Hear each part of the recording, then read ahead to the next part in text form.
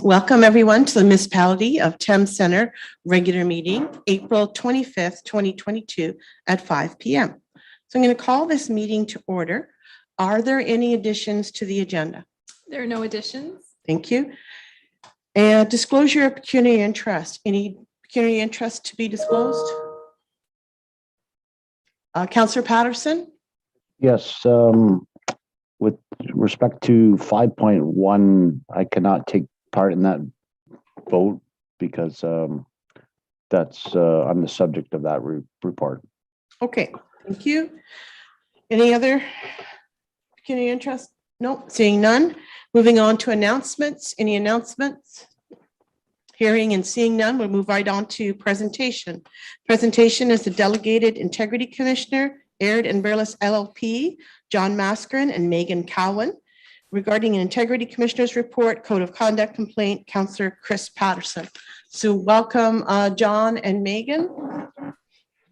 Good evening, Madam Mayor. This is John Mascarin. Hello, members of council. You can hear me okay? Can hear you just fine.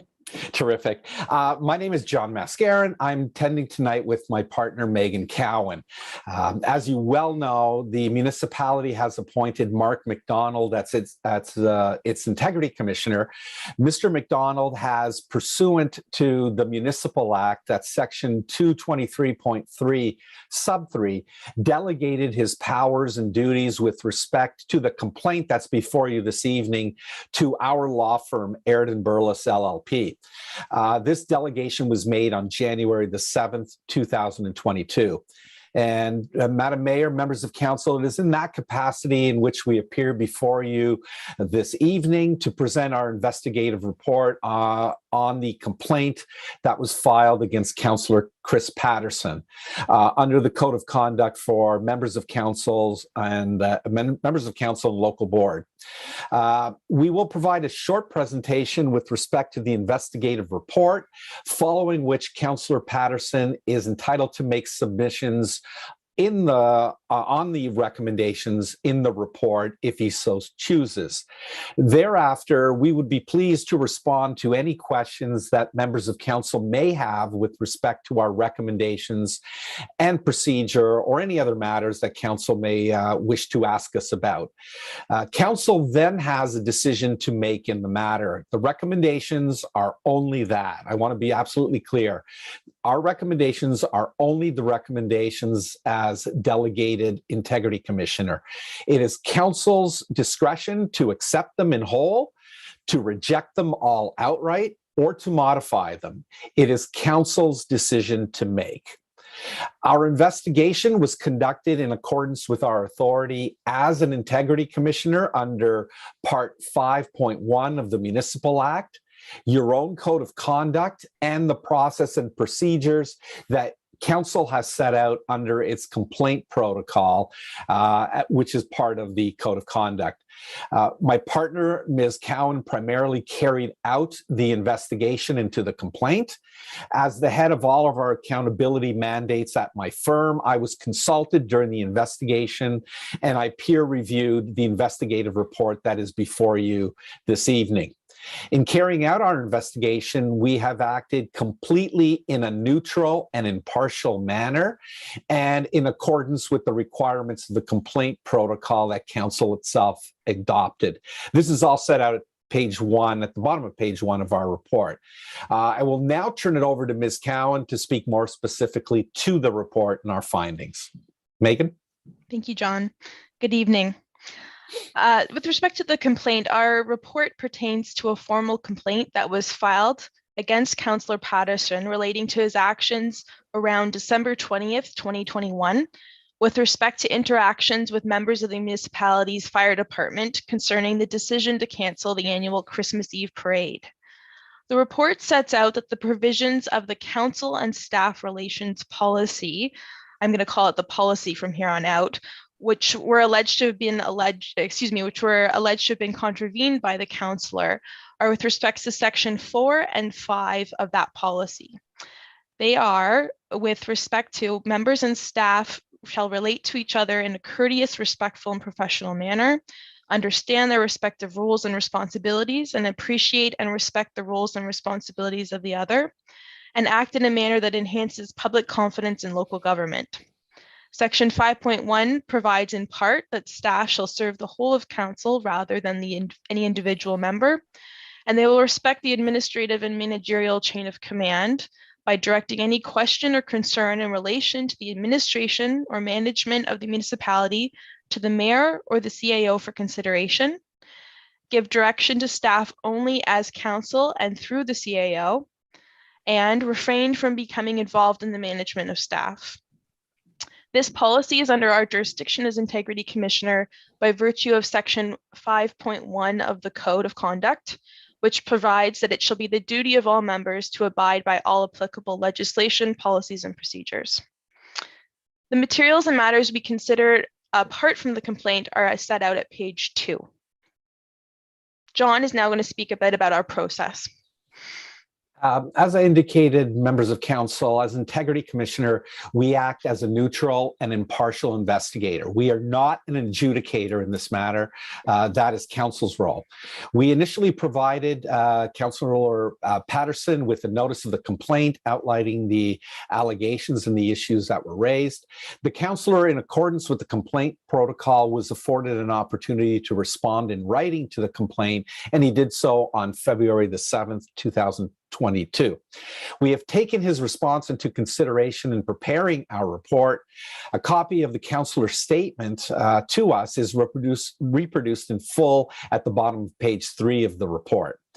In addition, we provided a final draft copy of our report to the councillor for his comment or any comment that he may have with respect to our findings and our conclusions. This provided him with an opportunity to make any submissions that he believed necessary to properly respond to the report and its findings. The councillor did not provide any comments on the contents of the draft final report, but simply requested that the report be addressed at tonight's meeting because of a prior commitment that he had with an earlier meeting to which we were prepared to attend. So that there would be no misunderstanding, we also advised the councillor late last week that he would be permitted to make submissions to council, as he has indicated tonight, and that he can choose to do so, but only with respect to the recommendations set out in the report. This is because the recommendations are the only thing that's before council this evening. The findings in the report are now conclusive and final. Council is entitled to make a decision on the recommendations. Council is not being asked to make or to determine the findings or to draw its own conclusions with respect to the factual determinations that we have made as an Integrity Commissioner. The councillor is thus entitled only to make submissions as to the recommendations. Pursuant to paragraph 1 of subsection 5, sub 2.1 of the Municipal Conflict of Interest Act, the councillor is entitled to participate in the discussion this evening, but he is not permitted to vote on the substance of the recommendations. Now, Madam Chair, Madam Mayor, I don't normally do this. When you ask for declarations of pecuniary interest, I believe the council member indicated that he would not vote, but I did not hear that he actually made a declaration of pecuniary interest, and I want to point that out in fairness to the council member. Thank you. Megan? Thank you, John. I'll speak to the report now. Our report speaks for itself, and we don't propose going through the entire report line by line in detail this evening. As with any investigative report, it distills and synthesizes the facts and the issues and assesses them against the framework of the code, and finally makes findings and draws conclusions. In summary, it is our conclusion that Councillor Patterson contravened 2 provisions of the policy in the following specific ways. Section 4.1 sub C, which provides that members of council will understand their respective roles and responsibilities and appreciate and respect the role of municipality staff. And section 5 sub E sub I of the policy, which provides that members of council will respect the administrative and managerial chain of command by directing any questions or concerns in relation to the administration or management of the municipality to the mayor or the CAO for their consideration. As a former firefighter and now an elected member of council, Councillor Patterson ought to be well aware of the role and responsibility of members of the municipality's fire department, and specifically the impact of calling up local members and questioning a proper administrative decision. Moreover, such questioning was properly directed towards the CAO or the mayor and not towards individual firefighters or their district chief. We found that the councillor's conduct by directing questions about the decision to cancel the Christmas Eve parade to the municipality's firefighters directly fell short of the requirements as set out in the policy, as well as the expectations of an elected representative of the municipality. Council members are or ought to be well aware that they are not to speak to manage the administrative operations of a municipality. The councilor's actions therefore violated the policy, whereby members of council acknowledged and agreed that they would respect the municipality's chain of command. Moving on to the recommendations of the report now.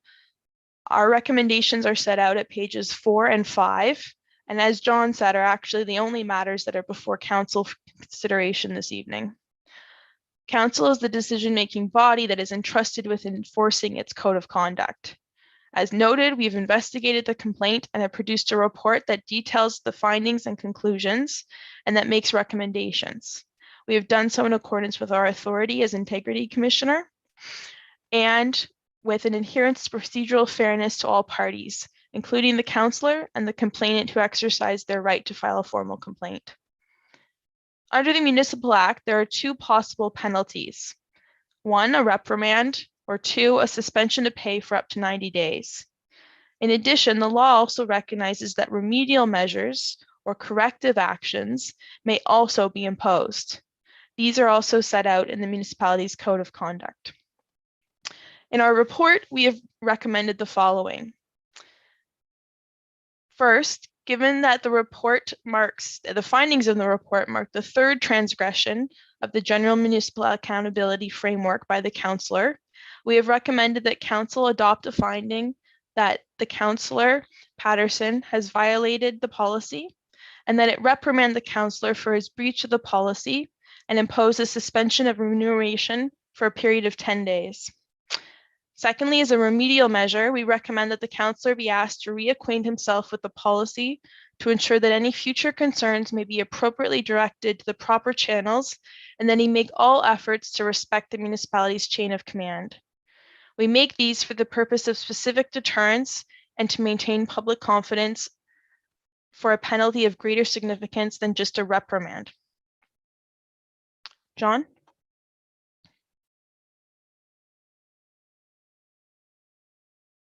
Sorry, Madam Mayor, members of council, we wanted to make one additional comment here that hasn't found its way into our report.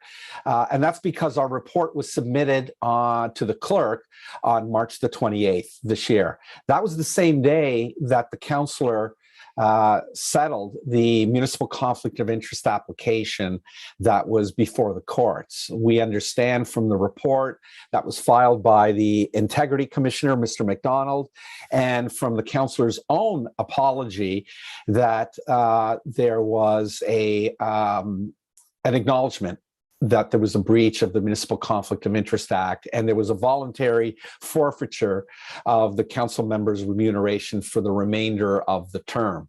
In our view, if we had been aware of this, it may have impacted our recommendations with respect to penalty. But as noted, our report marks the 3rd transgression of the overall municipal accountability framework, this term only, by Councillor Patterson, which we feel quite strongly deserves not only the reprimand, but also a penalty of suspension of pay, as well as a remedial or corrective action to be put in place. So, Madam Mayor, members of council, the following concludes our presentation with respect to the investigation report. Once again, I remind council that the recommendations in the report are the only matter that's really to be considered by council this evening.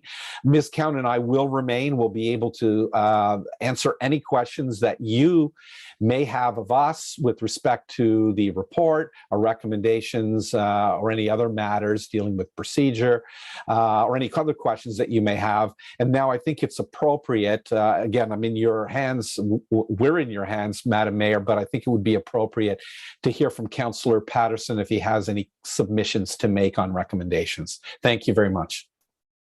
Well, thank you, Mr. Mascaron and Ms. Cowan. And that's exactly what my question was going to be. When is the appropriate time if Councillor Patterson wishes to talk about the recommendations, when that would be? And you've indicated that is now. So I'm going to ask Councillor Patterson, would you like to speak to the recommendations at this time? I would, Mayor Warwick. I just have one question to start. Mr. McCarron said, sorry if I pronounced your name incorrectly, said I didn't do a proper notice of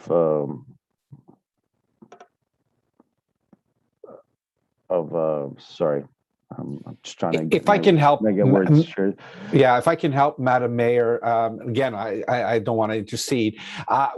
What I indicated was, if you look at the section that we quoted earlier from the Municipal Conflict of Interest Act, it is very clear that it allows a member to make submissions even when they have a pecuniary interest arising from an integrity commissioner's report. They can participate and they can seek to influence the matter. They can't vote, but the requirement that the member declare a pecuniary interest is still alive, and I did not hear that. So in fairness to Councillor Patterson, I wanted to point this out, lest we be involved in another complaint. Okay. Councillor Patterson, I believe you're muted. You can hear me now? Yeah, loud and clear. All right, so I did declare pecuniary interest, so I just want the public to know that. I would make the submission, though, that as a councillor, I believe that it's my responsibility to represent the wants and needs and interests. Okay, just one second, Councillor Patterson. Mr. Mascaron, is this, he allowed to talk about what the path of discussion he's going through? Is it just a discussion about the recommendations that are in front of us? Thank you, Madam Mayor. I was going to listen just a little bit longer because I'm not sure where Councillor Patterson is going. I think you were, if I'm not mistaken, Councillor Patterson, it appears that you were seeking to make some submissions as to the findings, which again is inappropriate. You had the opportunity to do so, and the findings are now conclusive.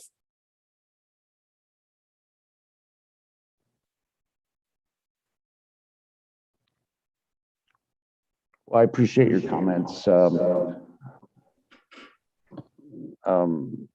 Warwick, my statement is there. I believe that I voted with the people.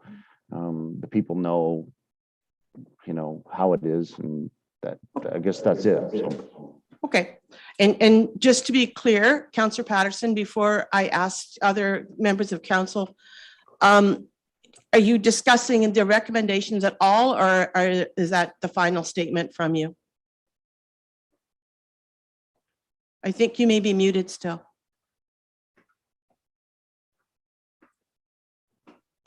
There you go. There?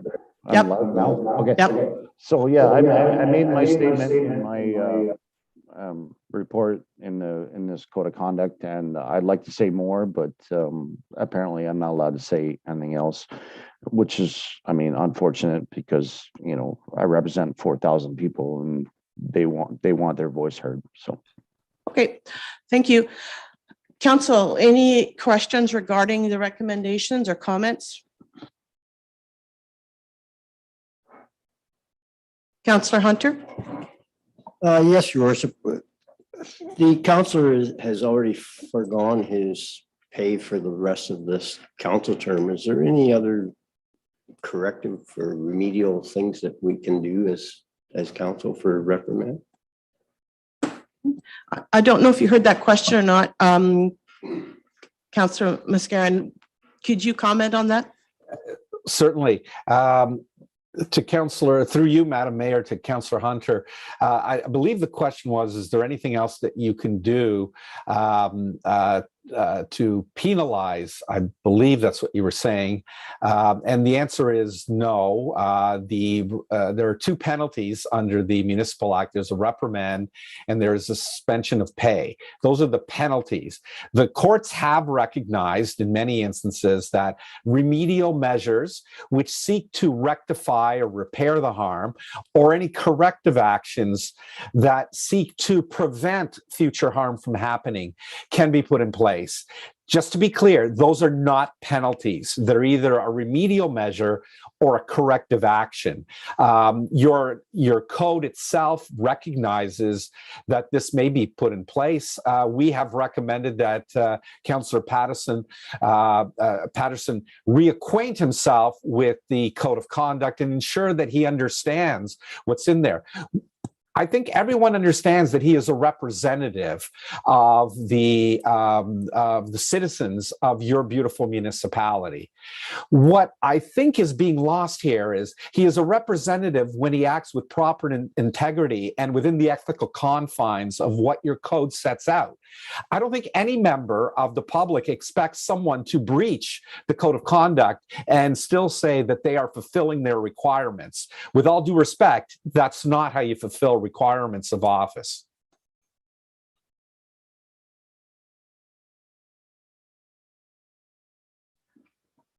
So I just want to make sure when we're talking about the recommendations, that there's nothing else that can be done. I guess that's what I'm looking to find out. And I'm not sure. Councillor Hunter, you have your hand up. Could we remove the member from some of the committees of council as reprimand? If through you, Madam Mayor, Councillor Hunter, again, that is not a reprimand. A reprimand is a form of censure, a denouncement of the member's conduct. However, I think what you're speaking of is whether there could be a remedial measure, or in fact, I guess this would be a corrective action, where you seek to prevent further harm by allowing the member less opportunity to create a potential breach. I understand that he is a member of two boards, that he is an appointee of council, and if it is within council's discretion to do so, council may remove the member from any boards or committees that the member has been appointed to, if council believes that that would seek to prevent any further ethical breaches. Okay, thank you. Any further questions?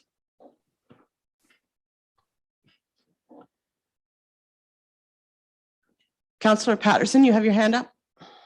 Yes, I do. Thank you, Mayor Work. What I know is that all the firefighters disagreed with this decision to cancel. Okay, you can't go down that line of communication. I'm sorry, Councillor Patterson, but it's quite clear, and it's been made quite clear to you. You can discuss what the recommendations are, and I'm assuming you have the agenda in front of you with Yes. those recommendations, and Yes. that is what you're allowed to comment on. And So, and the community disagrees with it. Every firefighter disagrees with it. So, well, that's neither here nor there at this point in time.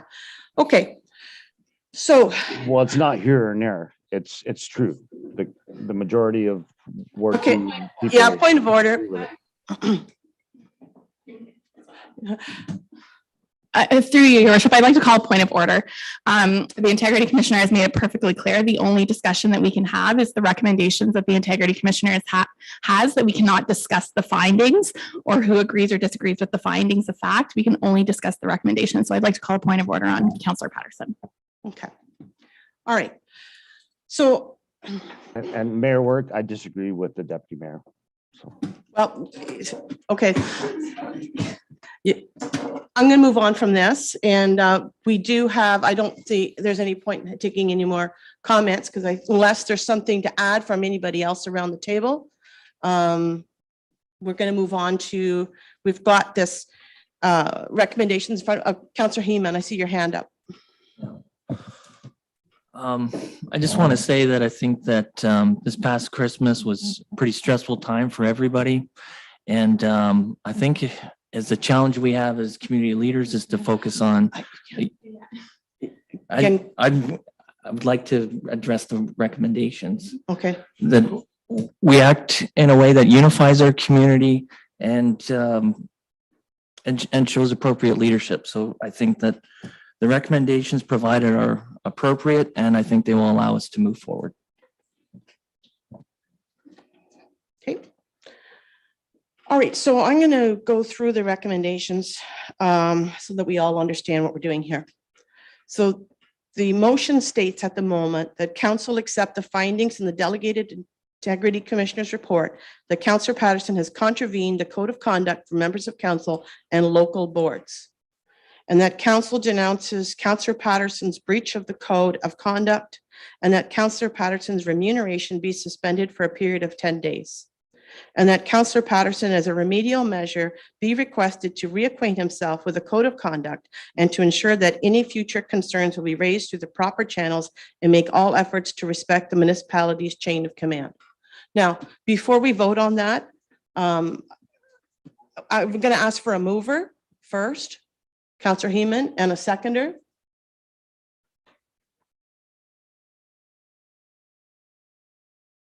No, so no seconder, so that dies on the floor. Do we have a different recommendation then? Yeah, Councillor Hunter. So, Your Worship, I would recommend going with the same motion, but we change the line with Councillor Patterson's remuneration be suspended for a period of 10 days and change that to having him removed from the two committees of council that he sits on. Okay, so that's a motion on the floor. Clerk, did you understand? Thank you, Ms. Michaels. All right, seconder for that motion, Councillor Heeman. Just a question. Can I vote on that? No, that's where the Because this doesn't have anything to do with the motion or the recommendation. I'm just confused about that. I think that would be. What's the proper procedure? I believe we are doing the proper procedure, but I will check with Mr. Mascarin, but this would be a remedial measure. I think that's Councillor Hunter's motion that's going forward, but I can ask, since we have our lawyer here, I'm going to ask for his comment. Yes, Madam Mayor, through you. Councillor Patterson is not entitled to vote on this. It was very clear. It's set out in the Municipal Act, in the Municipal Conflict of Interest Act, which we cited to him and quoted today. He's not entitled to vote on this. It's that simple. He's entitled to speak to it, which he has. I believe that there is a flaw in what Councillor Hunter put forward. I believe he referred to putting in the removal from office as a penalty. And again, as I indicated to you, it isn't a penalty. I think you corrected that, Madam Mayor, but I just want to make sure that that's correct. It is not a form of penalty. It is a remedial measure or a corrective action, whatever one you want to call, but it's certainly not a penalty because it's not one that's specified in the Municipal Act. Okay, maybe what I'll do, just to make sure that we're clear, is have our clerk read back her interpretation so we all understand what's going on. Good evening. So the recommendation as posted on the agenda remains the same. The one item that was changed in that Councillor Patterson's remuneration be suspended for a period of 10 days. That is now removed and it has been replaced with, and that Councillor Patterson, as a remedial measure, be removed from the board and committee. Okay, so everyone understands that? I have a mover and I have a seconder. Any more comments? Nope. Councillor Patterson, I don't think you're allowed to comment on this. Well, I'm not commenting on the vote. I just wanted to say you allowed Councillor Heeman to make a personal statement about this issue, but you did not let me do that. So Well, just, actually, I want that, I want that for the record. Okay, point of order again. Councillor Patterson, Councillor Heeman made a statement and referred it to the recommendations. He didn't talk about what was happening. It was a preamble to the discussion of the recommendations. So at this point in time, we've got a mover, we've got a seconder, we've got a motion on the floor. I'm going to call the vote. All in favor? So moved. Thank you very much for your attendance tonight, Mr. Mascarin and Ms. Cowan. It was a pleasure having you. Thank you. Good evening. Thank you. Good night. Good night. Now moving on to our public meeting, drainage, 6.1, we have a meeting to consider the Gorley Drain, Branch F 2021.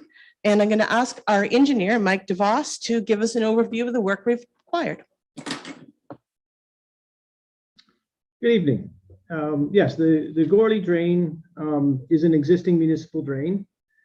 There was a request from the adjacent landowner to enclose a portion of the existing open channel. Currently, there are 2 tile branches upstream of this location, and about 150 meters of the open channel is within the farmed field. There is additional open channel downstream through some bush lot, but that is not being requested to be enclosed. So the request was to replace the existing open channel with a tile and overflow swale to accommodate larger rain events, and with a catch basin at the top end of the new municipal drain. The older drain has less capacity than the new drain. Over time, the design standards have increased, so the design standard of the new pipe can accommodate any future improvements. And I think at this point, I'll stop and open up to questions. Thank you. Are there any questions from affected landowners? Do we have any landowners present, Alan? Yes, your worship. Okay, Kevin Smith's coming in. Kevin Smith, Correct. welcome, Mr. Smith, and you just want to unmute yourself before you go forward.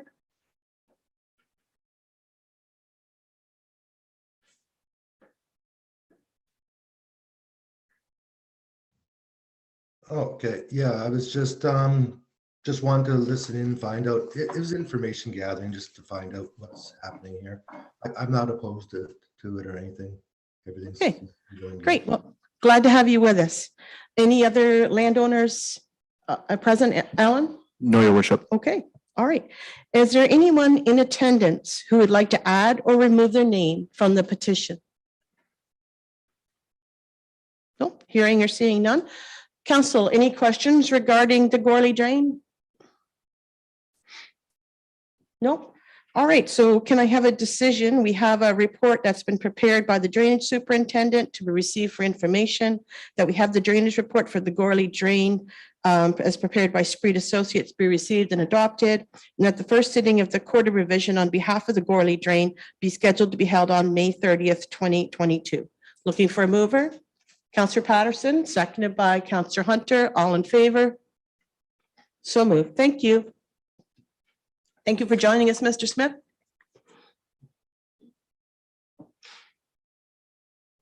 Okay, moving on now to a meeting to consider the Deneve Drain Culvert 2022. And again, I'm going to ask Mike DeVos for an overview of the work required. Yes, this drain was also, or this report was also prepared in accordance with Section 78 of the Drainage Act for improvement to an existing municipal drain. There is an existing culvert within the requested property downstream of the county road. It is currently a concrete bridge structure that is failing and is inadequate in width to accommodate the today's farm equipment. And the landowner has requested that a new culvert be installed with sufficient width and capacity to serve the property today. And we are recommending an 1,800 millimeter diameter pipe, which is 6 foot diameter pipe with a sufficient top width. We did have numerous discussions with the Upper Thames Conservation Authority to review their requirements, but have finally been able to achieve satisfaction on their part. So that is what's before you. I'll stop and open up to questions. Thank you. Do we have any affected landowners present, Alan? No, your worship. Okay. All right, so moving on now. Anyone in attendance would like to add or remove their name from the petition? Hearing and seeing none. Any questions, council? Hearing and seeing none, then we have a decision to make that the report PWDR 00622 prepared by the drainage superintendent concerning a meeting to consider the Deneve drain be received for information, and that the drainage report for the Deneve drain culvert as prepared by Spreed Associates dated February 25th be received and adopted, and that the first sitting of the quarter revision on behalf of the Deneve drain culvert 2022 be scheduled to be held on May 30th, 2022. And Councillor Heeman, is your hand up to move? Okay, great. Seconder? Deputy Mayor Elliott, all in favor? So moved. All right, moving on to Peterson Drain 2022. And Mike, I'm going to ask you to give an overview of that work as well. Okay, this report as well was prepared in accordance with Section 78 of the Drainage Act for repair and improvement to the existing branch of the Peterson Drain. It is currently a farm tile closed system, which was designed to an agricultural standard for an agricultural area at the time, which was roughly the early 1980s. Since that time, there's been development within the watershed, and there is currently proposed development in the area of the existing drain. So currently the tile crosses Missouri Road just south of Thorndale Road and then goes through private lands. There is now 2 parcels of land which are scheduled to be developed, which need to have improvements made both from a physical location perspective as well as a capacity perspective. So the request from the landowners was to relocate the drain to the perimeter of the property so that it would avoid construction of buildings and tanks and different infrastructure on the property, as well as increase the design to accommodate an urban standard, as this is now functioning as a storm sewer, and we are required to put most of the water underground, or almost all of the water at most times under the ground, rather than having excess flows find its way through overland on farmers' fields. So that is what's being proposed, and currently we are proposing a range of pipe sizes. At the outlet, it is a 33-inch diameter pipe. It switches to a 30, and then a 27-inch pipe up to where the road crossing starts. From that point up, there's quite a bit more grade, and there's also quite a bit of surface water entering the drain from the west side, crossing an existing surface culvert under Missouri Road. There has not been a request to improve the design of the subsurface drainage at that point underneath the road. Someday in the future, it could happen, but currently it is a combination of subsurface and surface flows that cross Missouri Road and then have to be encapsulated into the storm sewer system. We do propose maintenance structures to allow for 90-degree bends and access for maintenance and connection of private drain connections to allow the properties to properly connect into a storm sewer. This is sealed storm sewer pipe with granular backfill, which allows vehicular traffic and heavier loads over the pipe. And I'll stop and open up the questions. Okay, thank you. Now, are any of the affected landowners present, Alan? Yes, your worship. I'm bringing in Ryan Pope. Ryan Pope. Pope, okay, thank you.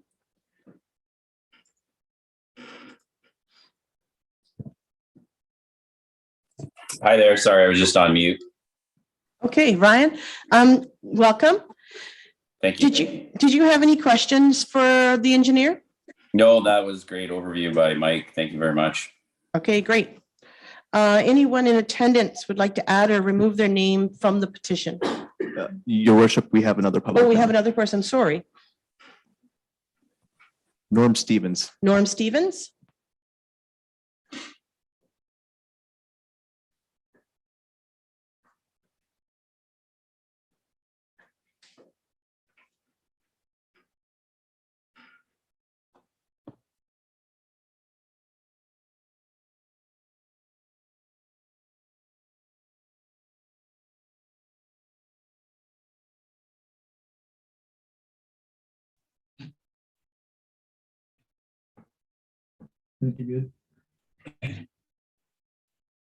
Mr. Stevens, are you present?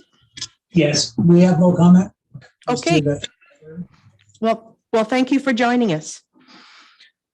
Is there anyone in attendance that would like to add or remove their name from the petition?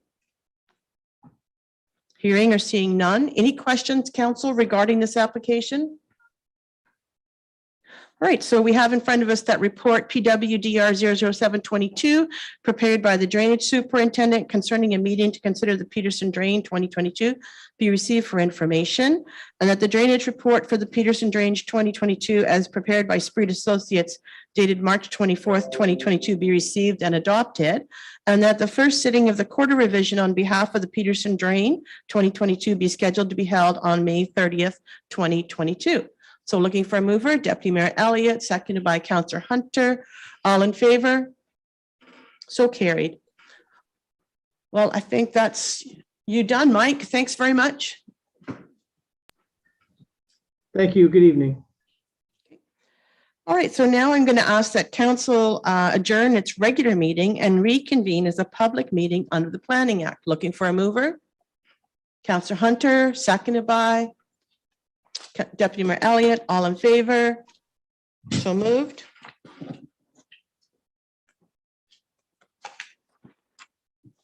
All right, moving on now to 7.1, which is PDS 02722 zoning bylaw amendment application. Z422 Norkey Foxborough Land Corporation applicant Colin McClure, agent Foxborough subdivision phases 3 and 4 Thorndale. Just want to make sure that everyone understands with this public meeting process, there's a 5-minute limit for all public comments, questions, or concerns. We encourage you to participate in speaking if you have new additional information not already addressed. All notices of decisions will be forwarded to designated parties, and there's a 20-day appeal period. You may request to be notified of the decisions by emailing the clerk. All right, so the purpose of this public meeting is to consider a zoning bylaw, the applicant being Norquay Foxborough Land Corporation, agent being Colin McClure. The property location is the Foxborough subdivision phases 3 and 4 located in Thorndale.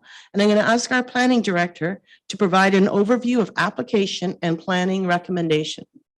Thank you, Your Worship.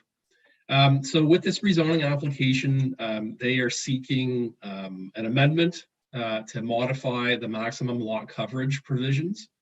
Currently, they're set at 35%, and they are looking for an increase to a maximum coverage of 40%. And as you pointed out, this deals with phases 3 and 4 of the Foxborough subdivision.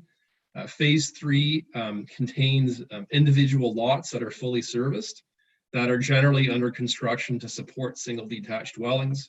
Phase 4, on the other hand, it is the balance of the subdivision, which has draft plan approval, and it remains undeveloped. But collectively, these lands, they are designated residential under the official plan, and they are zoned site-specific R1-16. So the request to increase the coverage from a maximum of 35% to 40%, it is to allow for greater flexibility in building design. I've conducted my analysis, Your Worship, and the provincial policy statement, the county official plan, and the municipality's official plan, they all require significant development, including residential subdivisions, to occur in fully serviced settlement areas that demonstrate an efficient use of land and infrastructure.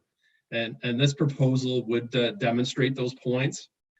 In terms of the merits for maximum lot coverage, it is to ensure that there's sufficient outdoor amenity areas that are provided, and outdoor amenity areas would not be compromised, considering those areas would be provided, albeit sheltered from the elements.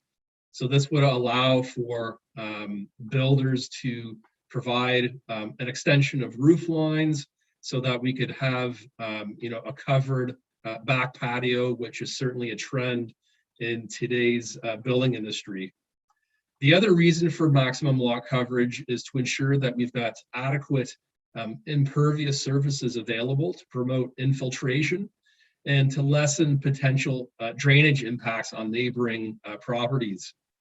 I have reached out to the municipality's engineering consultant responsible for the review and approval of stormwater management design to confirm that the requested coverage increase is appropriate. So to date, that confirmation is pending. I still have gone through this evaluation of this requested rezoning, and following the evaluation criteria that's laid out in the official plan, I'm satisfied that that criteria has been met, or it's capable of being met through confirmation that proper drainage is appropriate through our engineering consultant. In terms of comments received during the agency consultation process, there were no issues that were identified. CN, on the other hand, they did provide a long list of conditions that council should consider, dealing with the proximity of the railway line. Those conditions are all noted in my report, and it's important to, for the record, point out that those requirements have been satisfied through the approval of the Phase 3 subdivision agreement. And that's reflected in the fact that CN has cleared those related conditions of draft plan approval. At the same time, Your Worship, it's also important to note that for the development of Phase 4, we will also require a subdivision agreement, in that these mitigation requirements requested by CN, they will, for the most part, be implemented through that agreement, and that CN will also be required to provide a separate clearance for Phase 4 development to proceed. In terms of public comments, I did not receive any concerns from the public. We did have one submission, but I did provide some clarification to eliminate that concern. So without further ado, it's my recommendation, Your Worship, that the rezoning application be approved in principle, provided that the engineering consultant is satisfied that the increase in coverage is within the acceptable limits of the approved stormwater management design, and subsequently that I be directed to prepare the necessary amendment for council's consideration at the next regular meeting. I'm here to answer any questions, Your Worship. Thank you. Thank you. Alan, is the agent with us tonight? Yes, Your Worship. Colin McClure. Okay.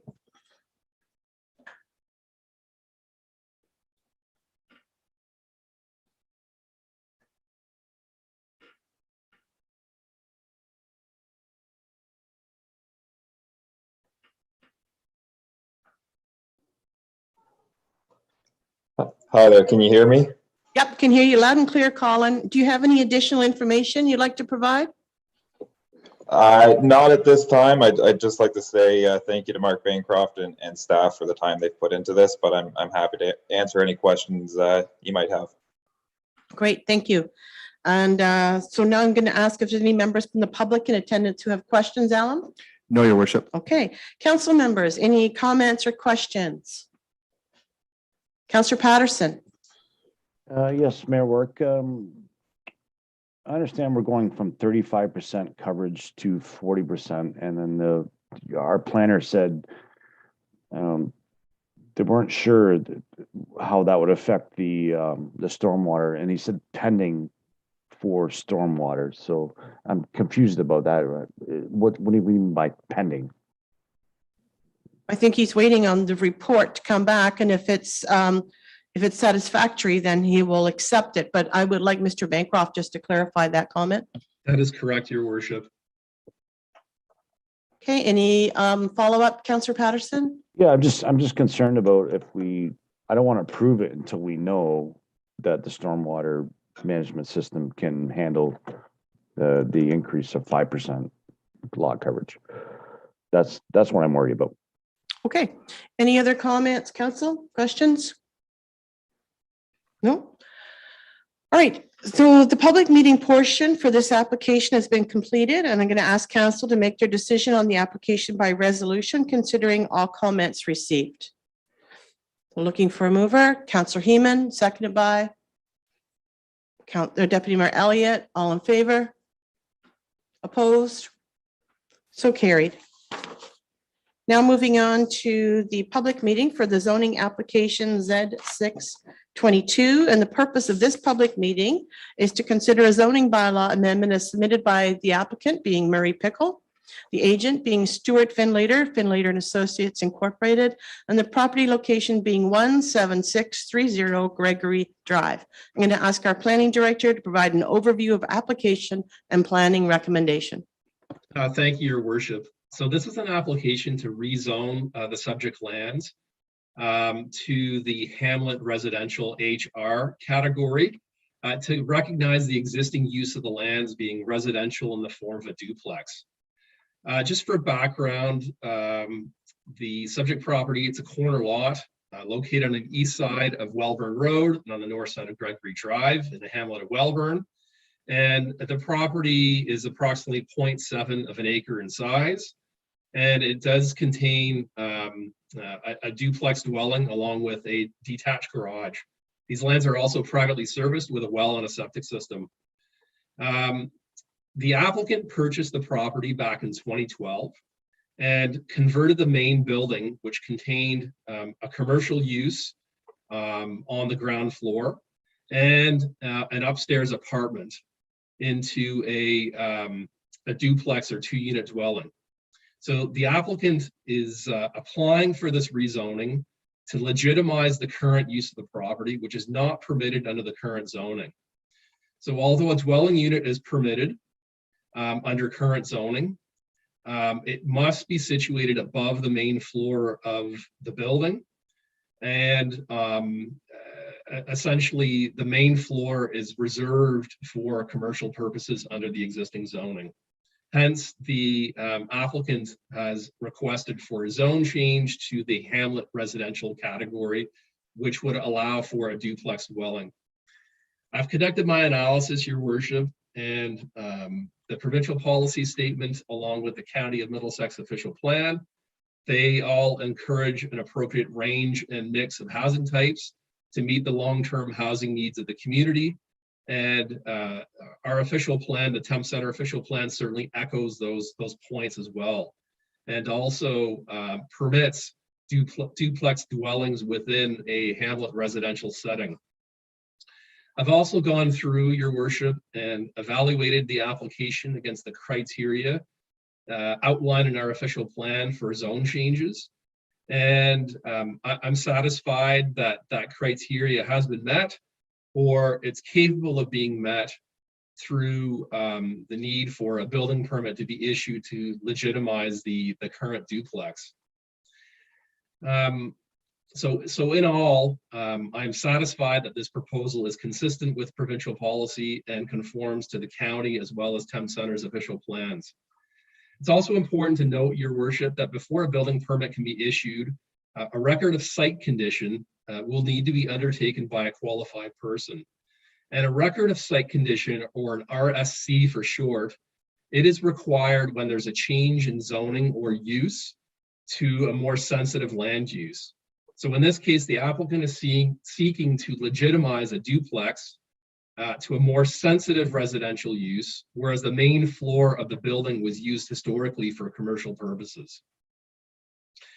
In terms of agency comments received during the circulation of the application, no issues were identified, Your Worship, with the exception of the point issued or noted by the chief building official that prior to the issuance of building permit, a record of site condition will be required. There were no responses received from the public. And so it's my recommendation, Your Worship, that this rezoning application be approved in principle, and that once a record of site condition has been undertaken by a qualified person to formally facilitate the conversion of the building to a residential duplex, that I be given direction to prepare the necessary amendment for council's consideration. Should there be any questions, Your Worship, I'm here to answer those. Thank you. Great, thank you, Mr. Bancroft.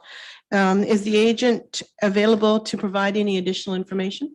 Yes, Your Worship. This is formally registered under Christine Finlater, but I'm pretty sure it's going to be Stuart Finlater. Pretty sure you're right, unless Chris is an associate that we don't know about. Mhm.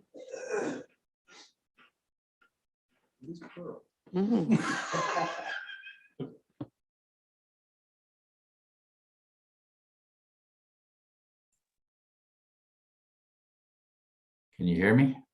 We can hear you. Oh, I don't know how it came up as Christine Finlater. Anyways, I can't get my video. Oh, hang on, start video. Here we go. Okay, sorry. Yes, good evening, Your Worship, members of council. I just like to thank Mr. Bancroft for his report and his recommendation. The only question I have is, this has been used as a duplex for 10 years now. I worked in West Missouri from 1986 to 2001 when we formed Thames Center, and I know that particular property was used occasionally for commercial uses on the main floor. It was a variety store at one point in time for a little while, and it was like a refrigerator stove type repair sales place, but really wasn't ingrained in the community so much. So I'm not sure that this is really a more sensitive land use. I mean, there's residential all around it. There's a commercial use beside it, and I'm not sure what the purpose of having that qualified person confirm that it's can be converted to a duplex when it's actually been a duplex for 12 years, albeit converted without proper zoning. So Mr. Pickle is trying to convert, correct that. He's looking to sell the property, and obviously the buyer wants to make sure the zoning's in place. So if we have to do it, we have to do it. But I'm not sure that it's being converted to a more sensitive land use than what's been there for the last 12 years. So, but I do thank Mr. Bancroft for his recommendation, and leave it up to council as to how you want to proceed with this. All right, thank you. Are there any members in the public from the public in attendance who have questions? No, Your Worship. Okay, any council members have any comments or questions? I know I have a question. This qualified person that has to look at that, like, where do you find a qualified person like that? What is that person's job? Through Your Worship, it's typically an engineer of sorts that undertakes these types of reviews for properties or for buildings or structures. So. Okay. All right. Council, any other questions or comments? Okay, then I'm going to advise that the public meeting portion for this application has been completed. I'm going to ask council to make their decision on the application by resolution, considering all the comments received. So looking for council's wishes. Deputy Mayor Elliott, so moved, seconded by Councillor Hunter. All in favor? Carried. All right. Thank you. Christian? Yep. Now I'm going to ask for, we're into the public meeting to consider applications for consent and zoning bylaw amendment as submitted by the applicant being Charles Pickle, Ron Pickle, and Lee Annett. The agent being Lee Annett, and the property location is 24094 Cherry Hill Road. And I'm going to ask our planning director to provide an overview of the applications and planning recommendation. Thank you, Your Worship. So this is an application for consent to sever to facilitate the disposal of a dwelling surplus to a farming operation as a result of farm consolidation, and to also rezone the balance of the farm to prohibit any new residential use. The subject property, it's approximately 47 acres in size. It's a farm situated on the east side of Cherry Hill Road, south of Highway 7, and backing onto the CN Railway. So the farm contains a dwelling along with accessory buildings in the form of a workshop and a shed, And that dwelling is also privately serviced with its own well and septic system. So the lands proposed to be conveyed, they would have an area of approximately 1.7 acres, and it would contain the dwelling, the workshop, and the shed. The lands to be retained, which would be the balance of the property, it would have an area of just over 45 acres. And it is those lands that would be subject to a zone change to prohibit any new residential use to an agricultural A-45 category. I've conducted my analysis, Your Worship, and the provincial policy statement, the county official plan, and the Thames Center official plan, they all permit lot creation in agricultural areas for the disposal of a dwelling surplus to a farming operation as a result of farm consolidation subject to criteria. And I'm satisfied that that criteria has generally been met. Issues related to confirmation of the location of the septic system, the well, those are all matters that are capable of being addressed through conditions of consent.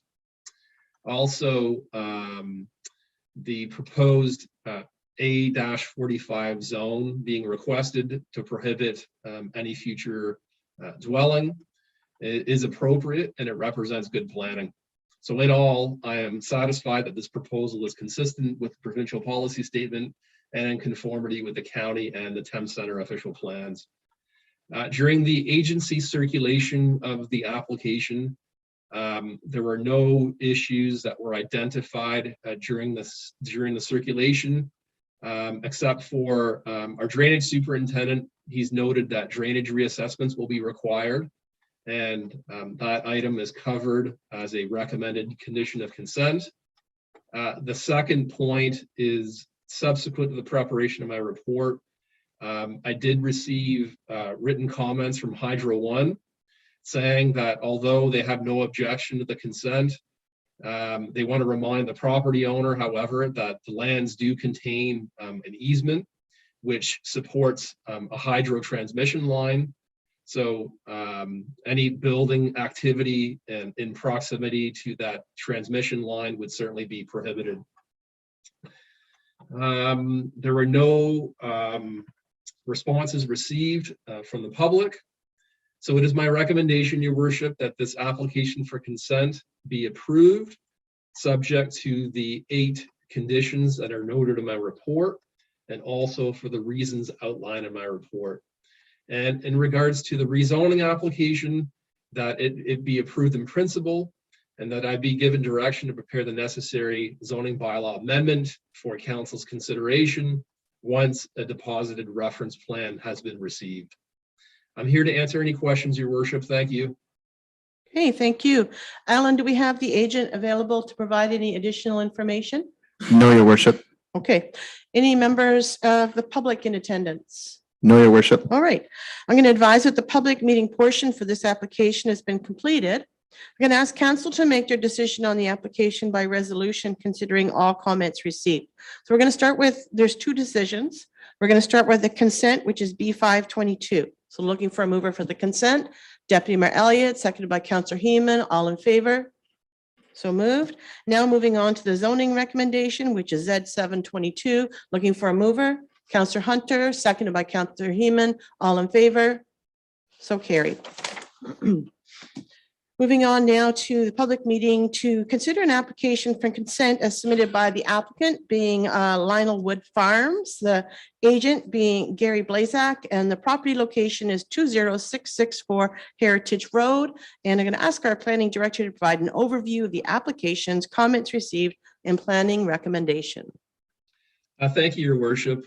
So this is an application to sever a parcel of land to enlarge an abutting property to facilitate the expansion of a cannabis production facility that is operated by JC Green. The subject property, it's a 250-acre farm located on the east side of Heritage Road and on the north side of Evelyn Drive. It's used primarily for the cultivation of field crops, but it does contain clusters of farm-related buildings, along with actually 2 separate clusters, along with 3 single detached dwellings. in various locations on that 250-acre farm. This property is designated agricultural under the official plan, and it's zoned for farming purposes. So the applicant's agent is seeking this consent to expand the cannabis production facility neighboring on lands known municipally as 17406 Evelyn Drive, which is the site of the former Leesboro Public School. The lands to be conveyed, they would have an area of approximately 3 acres. And again, these would be added to the rear of the JC Green property. So as enlarged, the JC Green property would be 11 acres in size.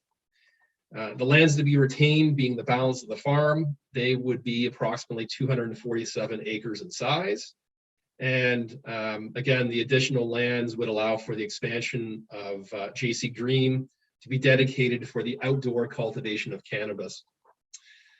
I've connected my analysis, Your Worship, and under the provincial policy statement, the subject lands are situated in a prime agricultural area. And the province recognizes all forms of agriculture, including the cultivation of medicinal herbs, including cannabis. The PPS, or sorry, the provincial policy statement, the county official plan, and the municipality's official plan, they all permit lot adjustments or boundary adjustments, provided that non-viable farm parcels are not created and agricultural activities are not adversely affected. Also, the conveyance shall require that the lands being severed be merged in the same name and title as the lands to which they are being added. So those matters have been addressed, or they're capable of being addressed through conditions of consent. So based on that analysis, Your Worship, I'm satisfied that this consent is appropriate and it represents sound land use planning. In terms of comments received during the agency circulation, no issues were identified except for from our drainage superintendent. He has noted that drainage reassessments will be required, and that requirement is noted as a recommended condition of consent. In terms of public comments received, we do have a written submission from a Sean Foster, which I understand is appended to the council agenda. He has concerns in particular about the separation distance between the enlarged JC Green property and the edge of the rural residential area, which accommodates the dwelling at 20664 Heritage Road, which is located on the balance of the farm. His concern specifically in that regard is that according to his calculation, it appears to be about 10 meters of separation distance between, again, the edge of the JC Green property as enlarged and the rural residential area, which he indicates would adversely impact the operation of the farm.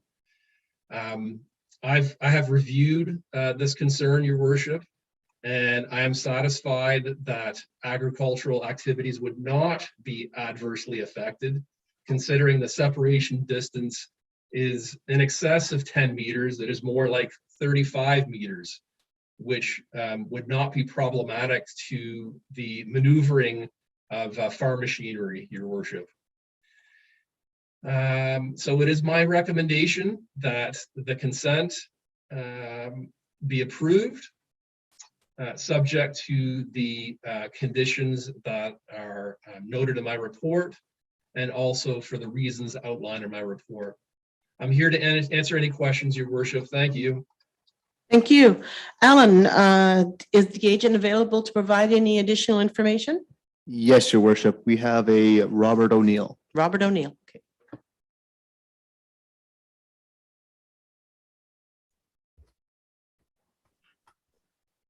Welcome, Mr. O'Neill. Hello. Hello. Do you have any additional information you'd like to provide council? Nope, I don't have any additional information. Thank you for your consideration. I'm not Okay. sure. Gary is the agent for Littlewood Farm, so I'm not sure. Okay, I'll just add, we're in complete agreement with Mr. Bancroft's planning assessment with respect to conformity with the provincial policy statement, the official plan, et cetera. I just add that the main reason for the rationale for adding the property at the rear as opposed to entering into a long-term lease, if anyone was worried about that or concerned about that, is because of the infrastructural investment that has to be made by J.C. Green with respect to specialized fencing and other security arrangements. That's the main reason that ownership consolidation of this property would be required. okay, thank you. Any members from the public in attendance? Your worship, can we get Gary's last name for the minutes? Sure. Gary, do you mind just saying your last name again for the minutes? It's Gary Blazak. I'm a registered professional planner. My name is spelled B-L-A-Z-A-K. Thank you. Any members from the public in attendance? No, your worship. No? Okay. Any council members have any comments or questions? Councillor Patterson? Yeah, thank you, Mayor Work. In the planner's recommendation, it said recommended regards to drainage of consent. Is that, if we make this decision, does that happen or is it just a recommendation? Okay, I'm going to give that one to you, Mark. Thank you, Your Worship. So in terms of drainage, as noted in the conditions of consent, there's a requirement, there would be a requirement for a drainage reassessment to be done to take into account the J.C. Green property as enlarged and also the reduction in the size of the adjacent farm. So that is a process that would be required, which is quite typical with the granting of severances in an agricultural area. Okay, thank you. Any other questions? Follow up, Councillor Patterson? Yeah, and the planner talked about the 10 meters between this property that's expanding to the residential rural urban divide. How are they going to mitigate that? I think the councillor, I think it's actually 34 meters has been corrected from the 10 to 34. That's correct, Your Worship. So it's 34 meters? Correct. Yes. Okay. All right, any other questions? And then how do they secure that and make that divide? You mean it's fenced, the fencing, you mean? Yeah, I've never been to the property, so I don't, I'm just asking, so. Okay, I think probably J.C. Green will answer that for you. Sure, yeah, I mean, the whole property is fenced and there are security cameras in the entire perimeter as well as a fence detection system. There also, I mean, it is also just an agricultural use like any other agriculture out here. So, I mean, I feel like the systems we have in place are already above and beyond what needs to be done, but that is in place. Okay, thank you. Any other questions, council? All right, then I'm going to advise that the public meeting portion for this application has been completed. I'm going to ask council to make their decision on the application by resolution, considering all comments received. All right, Councillor Heeman, so moved. Seconded, Councillor Patterson, all in favor? Motion carried. Thank you. Thank you. Thank you. Now we're moving on to consent application B322, the applicant being David L. Kaufman, the agent being Mark Bagent, the property location being 3542 Putnam Road, which is County Road 30. And I'm going to ask our planning director to provide an overview of applications, comments received, and planning recommendation. Thank you, Your Worship. So this is an application for consent to sever for lot addition purposes to enlarge an abutting rural residential lot. So the subject property, it's a 95-acre farm, and it's located on the east side of Putnam Road and on the south side of Cromarty Drive. That farm is used primarily for the cultivation of field crops, and it does contain a single detached dwelling along with some farm-related buildings. The lands to be conveyed from that farm, they are vacant, and they contain a driveway having an area of about half an acre in size. These lands are to be merged in the same name and title as the adjacent rural residential property known municipally as 4403 Cromarty Drive. That's the abutting residential property to the east. So this proposal is meant to eliminate the encroachment of an existing driveway, which currently services that rural residential lot through the enlargement of that lot. The balance of the farm, it would have an area of approximately 94.5 acres. And the subject property, it is designated agricultural and protection area under the official plan. And it's also zoned agricultural along with environmental protection. I've connected my analysis, Your Worship, and the provincial policy statement, the county OP, and the Thames Center OP. They do allow for minor boundary adjustments, provided that non-viable farm parcels are not created and we don't have any adverse impacts on agricultural activities. And also, the conveyance shall require that the lands being severed be merged in the same name and title as the lands to which they're being added. So the proposed consent, it is not anticipated to cause adverse impacts on agricultural activities, as the lands to be retained remain suitable for agricultural production. Also, the merging the lands is capable of being addressed as a condition of consent. In terms of agency circulation comments received, no issues were identified in the circulation of the application except for from the county engineer. He has noted that the owner will be required to dedicate lands for the purposes of road widening along Putnam Road, along the retained parcel, measured at a distance of 15 meters from the center line of construction of the county road, if the right-of-way is not already to that width. Unfortunately, Your Worship, I missed including this as a condition of consent as recommended, but as part of this exercise right now this evening, I would like to modify my recommendation by including the county engineer's request. So in terms of public comments received, no responses have been received from the public. So for the consent, it is my recommendation that the application be approved, subject to the 6 conditions that are noted, in addition to an additional condition dealing with the request for road widening by the county engineer.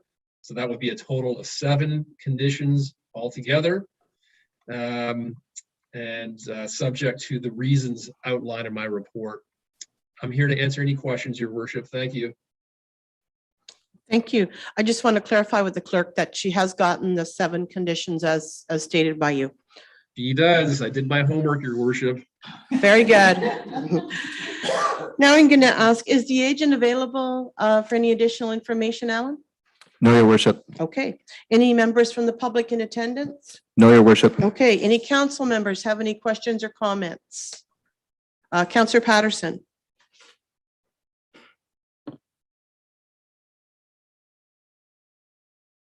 Muted, Councillor Patterson. Sorry, can you hear me now?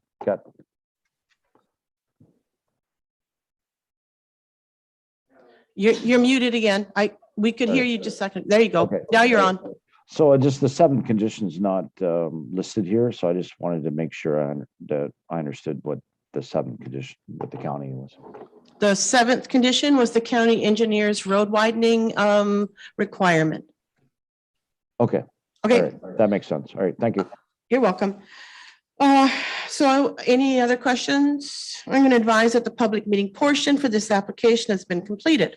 I'm going to ask council to make their decision on the application by resolution, considering all comments received. Councillor Hunter, seconded by Councillor Heeman, all in favor? So moved.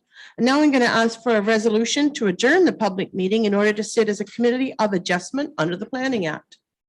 Councillor Hunter, seconded by Councillor Heeman, all in favor? So moved.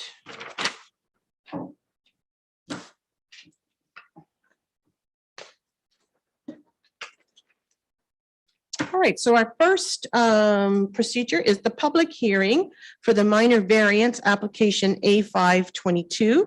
The purpose of this hearing is to consider an application for minor variance as submitted by applicant David L. Kaufman, agent Mark Bagent, property location being 3542 Putnam Road, County Road 30.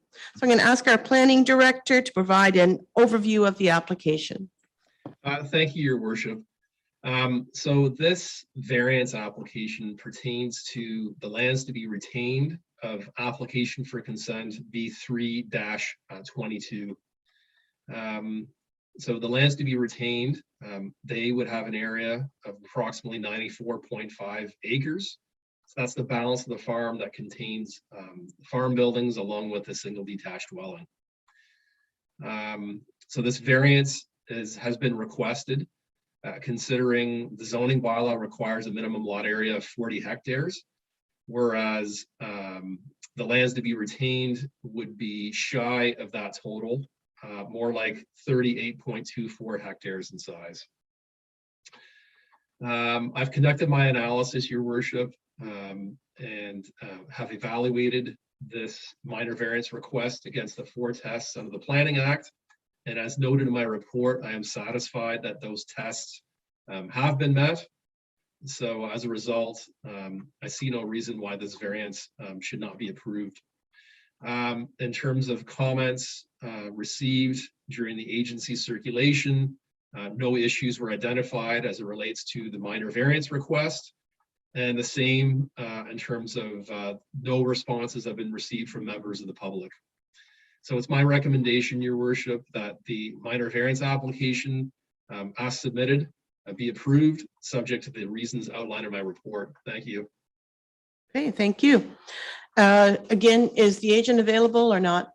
No, Your Worship. Okay, any members from the public in attendance who wish to provide comments? No, Your Worship. Okay, any committee members have any questions regarding this application?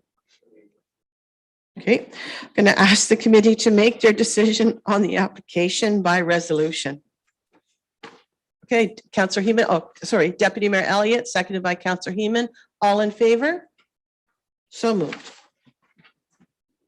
Now we're moving on to the public hearing for minor variance application A422. Advised that the purpose of this hearing is to consider an application for minor variance as submitted by the applicant being 731607 Ontario Limited, the agent being Stuart Finlater. Property location is the east side of Dorchester Road from across Boardwalk Way. Sounds pretty inclusive of a lot of people there, just the east side. But I'm going to ask the planning director to provide an overview of the application. Thank you, Your Worship. So because these lands are vacant, there's no municipal address that has been assigned. Hence, I tried to be descriptive to the best of my ability in terms of describing the location of this property. But nevertheless, this variance is being requested to provide relief from the zoning bylaw to allow the construction of an accessory building which would exceed the maximum height and floor area requirements. So this property, it is about 1.2 acres in size, and it's on the east side of Dorchester Road, opposite the boardwalk. Opposite Boardwalk Way, which is the main entry point into the boardwalk at Mill Pond subdivision. These lands are currently vacant, and they are serviced at the property line with municipal water supply connections and also a connection to the sanitary sewage system.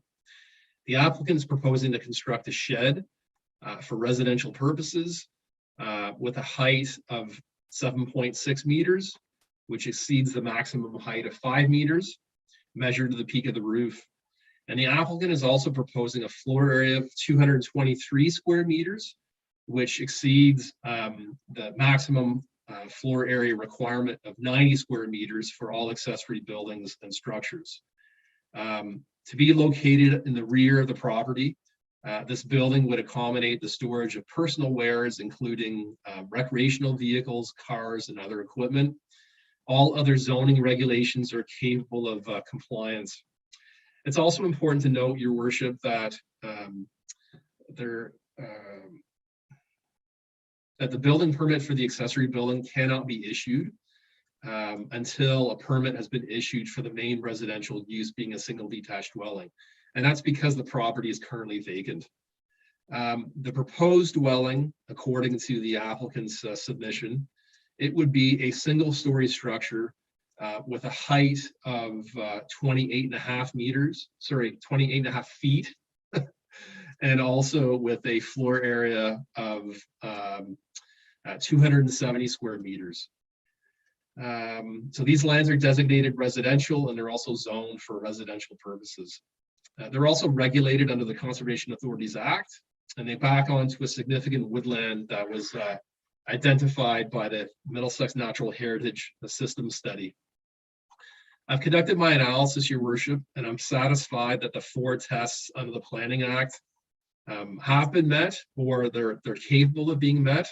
And I say capable because considering the location of the building is within 50 meters of a significant woodlot, following the direction of the official plan, an environmental impact study should be required as a condition of approval to ensure that there's no negative impacts on the existing natural heritage features, and that any recommended approved mitigation measures be implemented through a development agreement. So subject to the undertaking of an environmental impact study, I could consider the effects of this variance to be minor in nature. In terms of agency circulation comments, no issues were identified during the circulation of the application, and also no responses have been received from the public as to date. So, Your Worship, it is my recommendation that the variance application be approved, subject to the one condition that a full or scoped environmental impact study be required, and the determination of whether a full or scoped environmental impact study should be based on direction provided by the Upper Thames River Conservation Authority. And also that the variance be approved based on the reasons outlined in my report. I'm here to answer any questions, Your Worship. Thank you. Okay, thank you. The agent, are they available for any additional information? Yes, Your Worship, we have Stuart Finlander.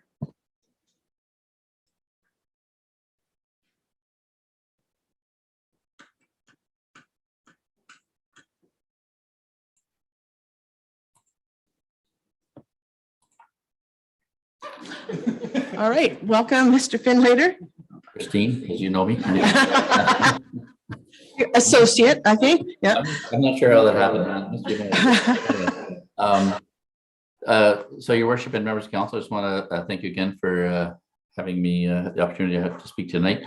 I agree with Mr. Bancroft's recommendation that this is a minor variance. What I do not agree with is the condition that there be an environmental impact study completed. On this property, it's designated residential and parks and open space. There's no protection area or natural area designation on this site in Thames Center's official plan. We did, and just to correct Mr. Bancroft, the site is not currently vacant. There's actually, the house is being built right now. The permit's been issued for the residential dwelling, and the foundations and footings and whatever are in as we speak. So the main permit has been issued for this house, so that's not an issue. We did send the drawings to the Upper Thames River Conservation Authority in January of this year, and that was submitted with the variance application, and it indicates that as per your drawings, we are of the understanding that you wish to construct a new home, a driveway, and a 40 by 60 shop, all of which will be a minimum of 30 meters from the back of the rear property line, which is a locally significant wetland. After reviewing this plan and our detailed regulation limit mapping, we wish to advise that the regulation limit shown for this property relates to an area of locally significant wetland, as well as an area of flood hazard, which will not be affected by your plans. So they say they have no objections on the permits. So I'm not sure why we have to go through that process. I mean, it just seems to me I mean, there's a house and there's a large accessory buildings on the property to the south, which are closer to this feature than what we're proposing. There's a house in the feature to the north. And so I just don't see why we have to go through the expense and the time of an environmental impact study on this property for an accessory building when the Upper Thames River Conservation Order says it's not required. And I think that's what was in the report from Mr. Bancroft. I said, whether it has to be a full or a scoped, it depends on what the Upper Thames wants. Well, the Upper Thames says there's no issue with it. So I would ask that the variance be granted as applied for, and that there not be a condition of a costly, expensive, time-consuming environmental impact study when the Conservation Authority has stated to us in a letter in January 12th, 2022, that it's not required. So that's my only comments. I appreciate Mr. Bancroft's report and recommending it be approved, but I just don't think that it's required for a garage that we go through that type of a process. And I'll leave it with the mayor and member of the council to make that decision. Okay, thank you. I did see Mr. Bancroft's hand go up at one point. I just wasn't sure if he was itching himself or he wanted to actually comment. So I'm going to give you a chance to let us know what you want to do. Thank you, Your Worship. I did want to bring up a response to Mr. Finlater's submission. I don't have copies of that correspondence to which Mr. Finlater has referred to, where the Conservation Authority has waived the need for an environmental impact study. So although that's a fact, I don't have that information. On the other hand, the way that condition is worded is simply put, if the Conservation Authority does not see the need for an EIS to be undertaken, then the condition doesn't apply. So I think in all, it's covered in that if it's not a requirement by the Upper Thames River Conservation Authority, then the way the condition is worded, there's no need for that undertaking. What's not helpful, Your Worship, is in response to the circulation of this application to the Conservation Authority, I have not received a response from them to date. But again, just to reiterate, the way that condition is worded, if Upper Thames is of the opinion that an EIS is not required, then we certainly have the ability to waive the need for that study without having to come back before the committee. That is my submission. Thank you. Thank you. No, CEO Henry, did you have a comment? I do, Your Worship. Good evening, Council. So just through you to both Mr. Finlater and Mr. Bancroft is, Mark, there was some information that was provided from Jared in respect to this EA to your building department.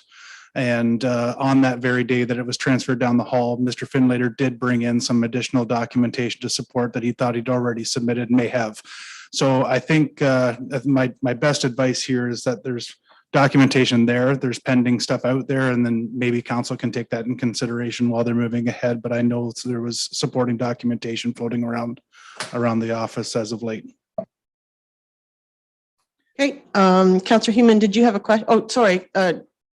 Finlater, did you have your hand up? Yeah, thank you, Your Worship. I just, I've got the letter in front of me here. I can email it to Mr. Bancroft right now, but I mean, it says, after reviewing your plan or detailed regulation limit mapping, there's no issues with what you're proposing. So I've got that information and I submitted that with the actual variance application. I'm not sure how it didn't get to Mr. Bancroft, but it was part of the package I submitted. So I will certainly send that again. And I appreciate Mr. Bancroft's comments related to that, but they're certainly not looking for anything. As long as it's 30 meters away, the proposed building is 33 meters away from that feature. So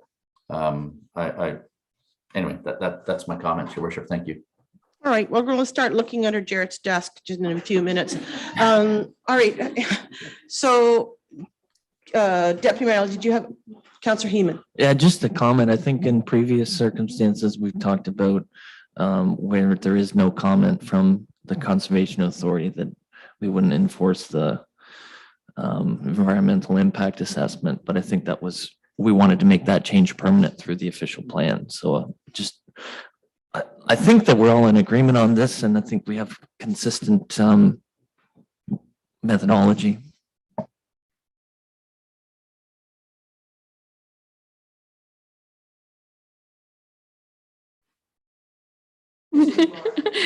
Sure, I will make the motion so moved, noting that in that condition, that as long as the UTRCA does not require the EIS, it is not required. And I just want to check with our clerk that that's recorded properly. Good evening again. The way I understand it, the motion stays as worded, noting that if it's provided, then it's waived. Okay, so we have a mover. Do we have a seconder? Councillor Patterson, a comment? I'm not seconding it. I just have a question. Yeah, go ahead. When we move from 90 square meters, which is allowed in the zoning bylaw, to 223 square meters, that seems a lot. And how do we justify that to be a minor? Go ahead. Which one of you planners wants to take that question? All right, Mr. Bancroft. No, Your Worship, Mr. Finlater, okay.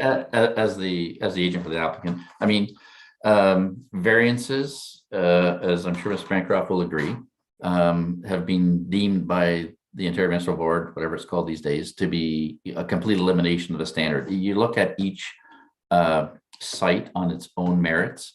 This is a like 1.5 acre lot backing onto a wood lot. The building is at the rear of the property.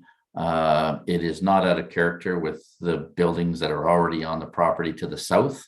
And so that's what you look at when you're looking at a minor variance application. So while it may seem like a large difference, you don't look at the numerical difference, whether it's 5%, 10%, 100%, or whatever. You look at what is on the ground and what's around the property, and does it make sense in that particular situation. So in this particular situation, my opinion, and it's Mr. Bancroft's opinion based on his recommendation, that this is deemed to be minor based on the particular circumstances of this property and where it's located. So that would be my comments to you, Councillor Patterson. Okay. Councillor Patterson, any follow-up? Yeah, just another question. In terms of lot coverage, how does this increase change the lot coverage in terms of green space on the property? That would be you, Mr. Finlater. Yeah, I don't have the exact lot coverage figure in front of me, but it would, in my opinion, based on my knowledge of the zoning bylaw, would not exceed the lot coverage for accessory buildings. Okay. All right. Any other questions? Okay, so I have a mover. Is that correct? All right. So now I need Councillor Patterson. I'll tell you what, Councillor Patterson, let me get a seconder just so we can keep track of things here, and then you can have another question. Councillor Heeman, your seconder. Councillor Patterson, your question? I just didn't, my computer glitched, so I didn't hear what the motion was. I just wanted clarification on it. It just stands the same as what's presented. Did you hear that okay? Yeah, it's what's presented on our agenda. Okay, so we got a mover, we got a seconder. So all in favor? Okay, opposed? Okay, and so moved. So now moving on to the public hearing for minor variance application A622. And just a reminder that all notices of decisions will be forwarded to designated parties, and there's a 20-day appeal period. You may request to be notified of the decisions by emailing the clerk. And I'm going to advise that the purpose of this hearing is to consider an application for minor variance as submitted by Such Development Limited and RW Stratford Consulting Incorporated, the agent being Zelinka Priamo Limited, care of Caitlin Crowley, and the property location is 2603 Dorchester Road. And I'm going to ask our planning director to provide an overview of the application. Thank you, Your Worship. So this minor variance seeks relief from the zoning bylaw for reduced interior side yard width to facilitate the construction of townhouse dwellings. Just for background, the subject property, it's located at the main entrance of the Boardwalk at Mill Pond subdivision. And it's a corner lot that's on the south side of Boardwalk Way, on the east side of Harvest Lane, and backing onto Dorchester Road. It's about 9 acres in size, and these lands are serviced with municipal water and sanitary sewage connection along both local streets. And also these lands are designated residential under the official plan, and they're zoned R3-8, which allows for townhouse dwellings. So as attached to my planning report, there is a plan that shows the layout of a townhouse complex that is proposed, consisting of 81 units altogether, which again is permitted under the existing zoning. And the applicant is seeking a reduced side yard width of 3 meters, applicable to unit 1, which is located at the southerly point of the development along Harvest Lane, whereas the zoning bylaw requires a side yard of 10 meters. So they want a reduction from 10 meters to 3 meters. I've conducted my analysis, Your Worship, as noted in my report, and I'm satisfied that the 4 tests under the Planning Act have been met. A 3 meter setback is more than appropriate, considering it ensures that we're providing an efficient use of land, and that we are also promoting compatibility with neighboring uses. So a 3 meter setback reduction is certainly appropriate. In terms of agency comments received, nothing has been raised that is of concern. And also no responses have been received from members of the public. So it's my recommendation, Your Worship, that this variance application be approved, subject to the reasons that are outlined in my report. Thank you. Okay, thank you. Do we have the agent here? Yes, Your Worship, we have Caitlin Crowley. Okay.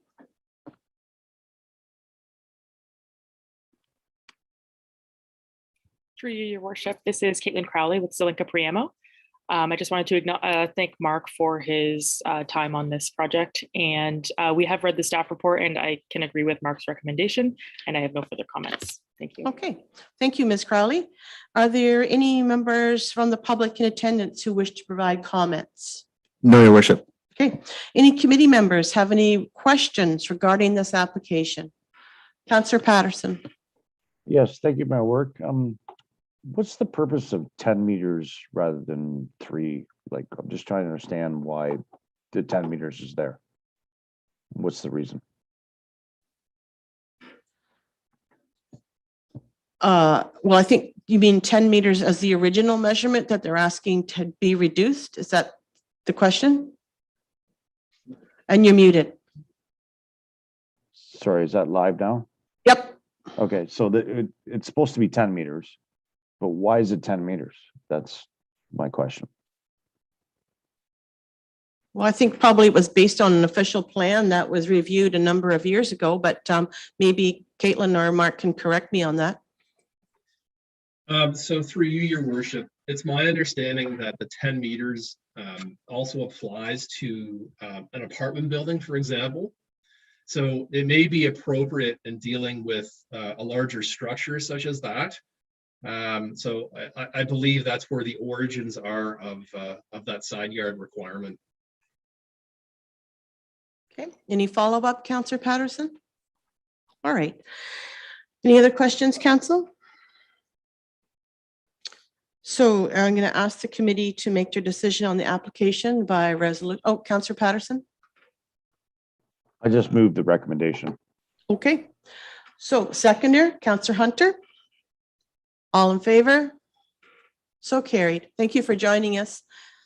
And I'm going to ask for a resolution to adjourn and for council to reconvene its regular meeting in order to continue with its deliberations. Mover, Councillor Hunter, seconded Deputy Mayor Elliott, all in favor? So carried.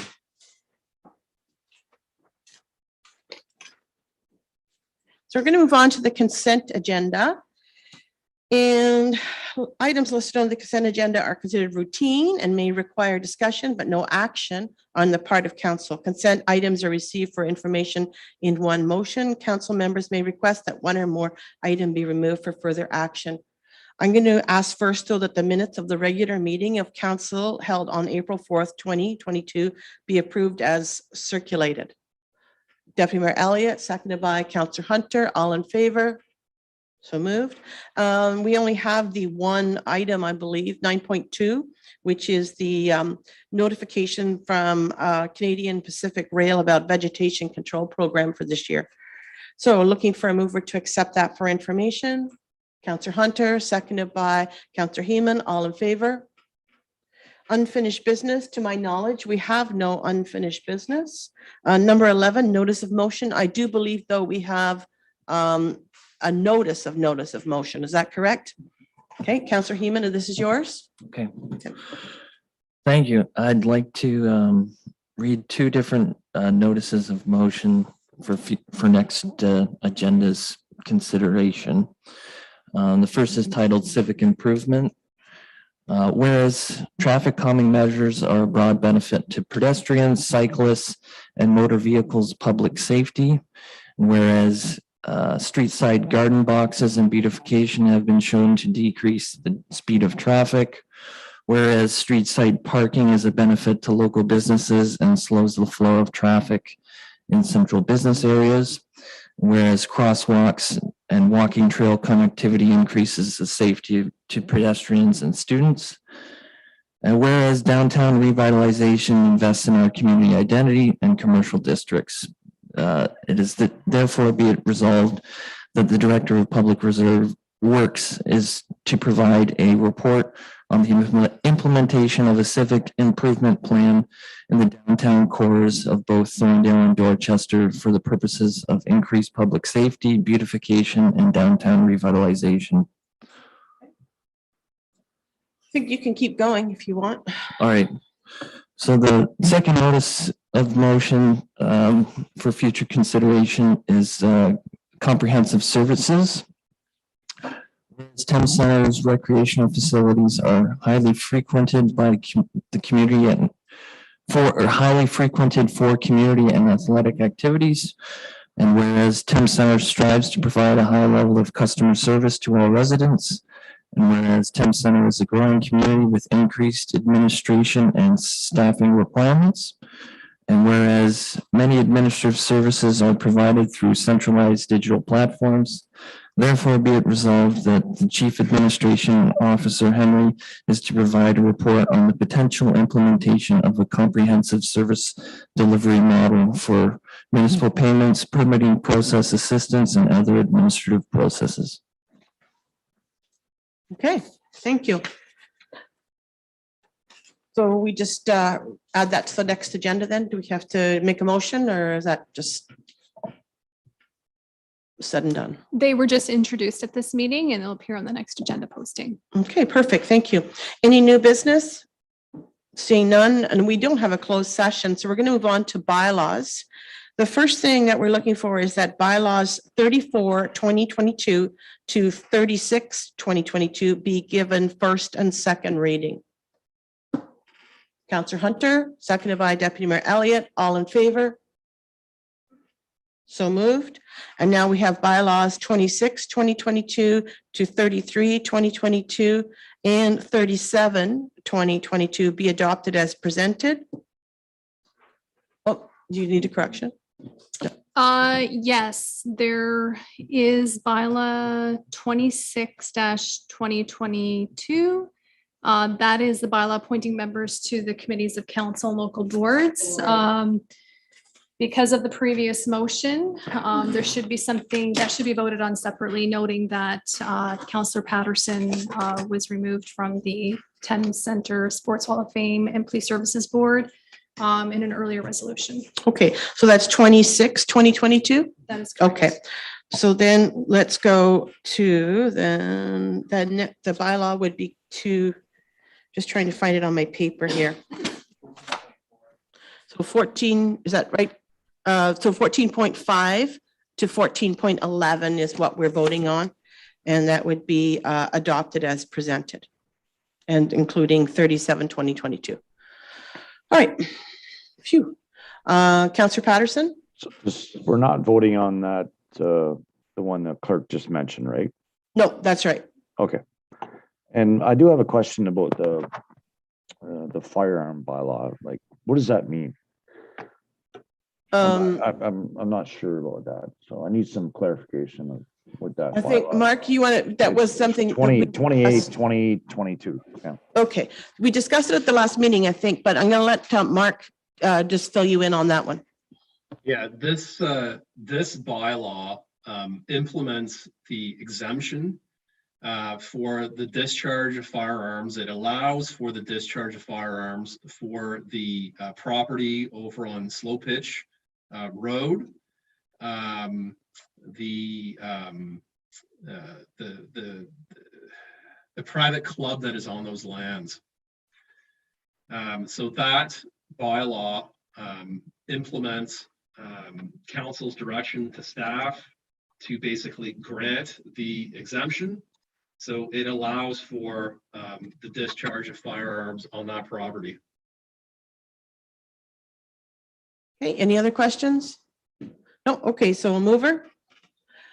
Councillor Hunter, seconded by Deputy Mayor Elliott, all in favor? All right, so the one that we have to pull out is 26-2022, and we have to adjust that one. Okay, all right, so then looking for a mover. Oh, sorry, Councillor Patterson? I have to declare a conflict now that council has made a decision, so Okay. I cannot vote on that. All right, and so then looking for a mover? Yep, sure. Through your worship, I think this is a question to the clerk, meaning the terms of reference for both the Police Services Board and the Thames Centre Sports Hall of Fame Committee require two council representatives on them. And since a council member is being removed from both of those, would it be appropriate now or at the next, or can it wait till next meeting to fill those spots? In order for the Thames Centre Sports Hall of Fame Committee to meet, it would be appropriate to appoint another council member at this point. The Police Services Board, there's still quorum there. That one is okay. That one can wait. All right, so somebody want to step up to the plate, so to speak? Councillor Heeman, okay. Through your worship, I would make a motion to appoint Councillor Heeman then to Thames Centre Sports Hall of Fame Committee. And just since we have this bylaw in front of us, I would make a motion, as included in my motion as well, to appoint Councillor Hunter to the Police Services Board.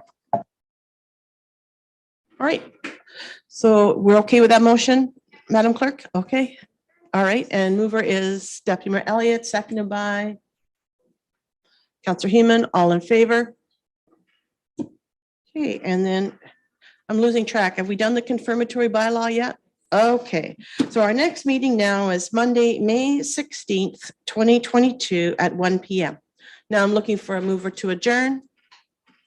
Councillor Hunter, seconded by Councillor Heeman, all in favor.